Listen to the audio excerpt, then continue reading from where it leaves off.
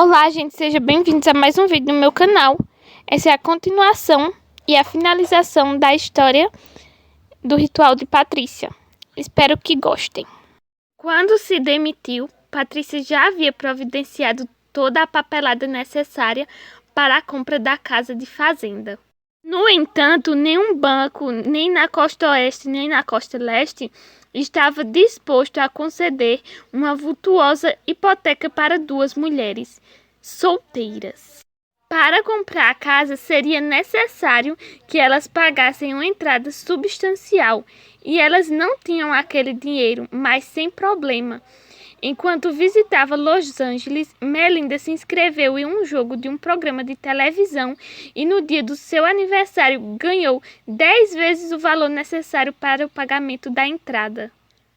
Na realidade, o prêmio praticamente quitava a casa. Ainda assim, quando elas voltaram ao banco, os funcionários responsáveis por autorizar empréstimos quiseram, por alguma razão, 3 assinaturas na hipoteca.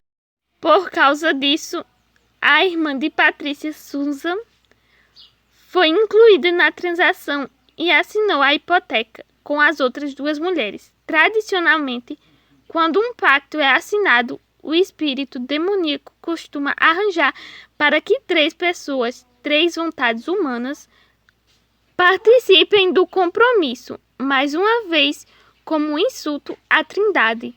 Para a infelicidade de Susan, seu destino estava agora formalmente atrelado ao das duas mulheres. No dia em que a hipoteca foi assinada, passos pesados de botas entraram à noite no apartamento de Patrícia e Melinda, no Novo México. O que parecia ser um intruso esmurrou a porta do quarto de cada uma das mulheres. Isoladas do telefone da sala de estar, ambas passaram uma noite de puro terror, cada uma sozinha, encolhida de medo. O que elas não sabiam à época é que aquela era a entrada clássica do espírito demoníaco. Era a hora de cobrar a conta pelo ritual de prosperidade. Com a hipoteca assegurada, Patrícia e Melinda se mudaram para a fazenda no final de janeiro de 1978. Assim que começaram a residir na casa, elas tiveram uma horrível sensação de que eram observadas. A sensação era tão intolerável que as duas muitas vezes dormiam em um motel nas proximidades, enquanto consertavam o interior da casa durante o dia. Elas também tinham 2 cães de raça Corgi, que sempre haviam se dado bem antes. Contudo, assim que os 2 cães foram levados para a propriedade, eles começaram a atacar um ao outro. As mulheres tinham que mantê-los separados para que um não estraçalhasse o outro. Mais ou menos na mesma época, Patrícia e Melinda também começaram a discutir e a brigar por coisas insignificantes, sem importância. Em vez de trabalhar, elas discutiam por dias a fio quem pintaria uma janela ou quem pintaria uma porta. Elas não percebiam, mas estavam sendo forçadas a esse comportamento, assim como os cães. Na realidade, a opressão estava totalmente preparada, apenas esperando pela chegada do grupo. Por fim, elas decidiram que aquela era a casa delas e que dormiriam ali, em vez de bancarem o caro motel local. A essa altura, a sensação de que eram observadas ficou ainda pior, transformando-se em uma atmosfera de perversidade. Acreditando que aquelas sensações fossem de natureza apenas psicológica, as mulheres fizeram o possível para não dar importância às emoções, mas então começaram a acontecer coisas estranhas. À noite, elas ouviam do lado de fora da casa cânticos funestos que faziam o sangue gelar. Durante o dia, amônia e produtos de limpeza desapareciam. No lugar deles, apareciam gotas de sangue. Dentro da casa, dinheiro e objetos pessoais também desapareceram e nunca mais foram encontrados.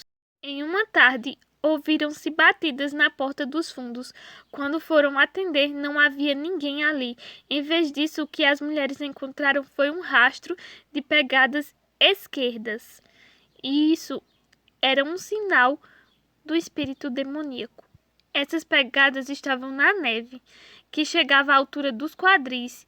As pegadas levavam ao celeiro e ocorriam em intervalos de pés de 91,5 centímetros, mas tinham apenas a profundidade de um pouco mais de 1 centímetro na neve macia.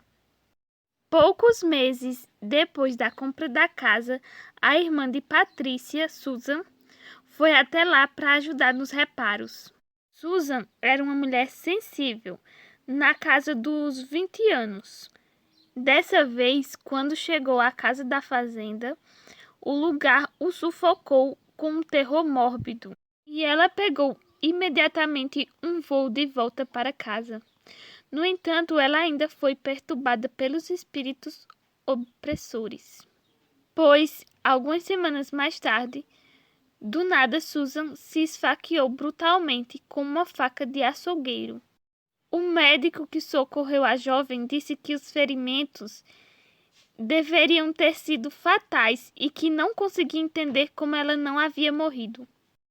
Na primavera de 1978, tendo vivenciado uma diversidade de horrores ao longo de meses, aquelas pobres mulheres estavam totalmente mergulhadas na opressão. Apareceram rugas no rosto de ambas. Seus cabelos castanhos ficaram grisalhos e fisicamente suas feições envelheceram ao dobro da idade delas. Eu não conseguia me reconhecer no espelho, Patrícia contou. Nossos olhos tinham uma expressão de vazio e morte. De vez em quando, Melinda era involuntariamente tomada por uma personalidade perversa. Em especial quando Patrícia queria fazer alguma mudança radical na moradia. O pior episódio foi quando Patrícia alugou uma serra elétrica e estava prestes a cortar uns pinheiros na frente da casa, os quais escureciam o seu interior. As duas mulheres tiveram que passar por uma forma de exorcismo para serem libertadas da influência e das deformidades físicas provocadas pelas entidades inumanas que habitavam no lugar. No final, Patrícia e Melinda venderam a fazenda pelo preço que pagaram por ela e voltaram para o Novo México.